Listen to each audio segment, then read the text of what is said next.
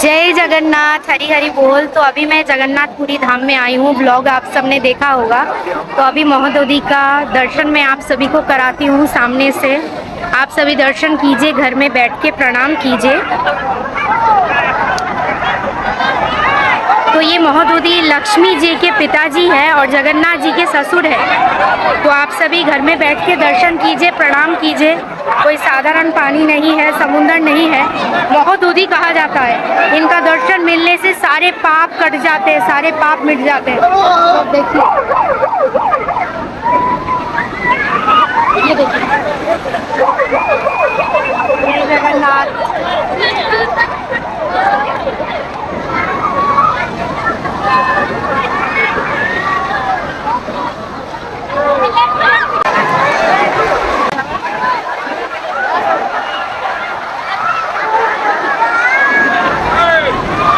देखिए पानी कहाँ, पानी यहाँ तक आ रहा है। मैं बहुत दूर हूँ किनारे।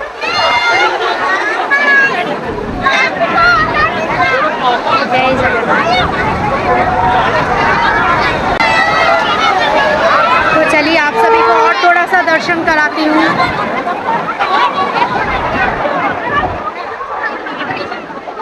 तो ये जो महोदधि है, ये कोई नॉर्मल समुद्र नहीं है।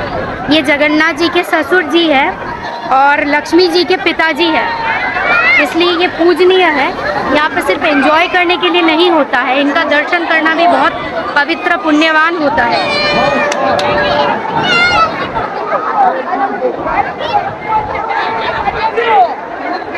और जगन्नाथपुरी में चारों तरफ से ये सुरक्षा दे रहे हैं, चारों तरफ से ये विराजमान है। ऐसे मिडिल में पूरी है, चारों तरफ से महोदधि जी विराजमान है। और ये जो आप देख रहे हो, ये है पूरी बाली। पूरी बाली। तो ये जो बाली है, या जिसको मिट्टी कहते हैं, ये कोई नॉर्मल बाली नहीं है, नॉर्मल सैंड या मिट्टी नहीं है।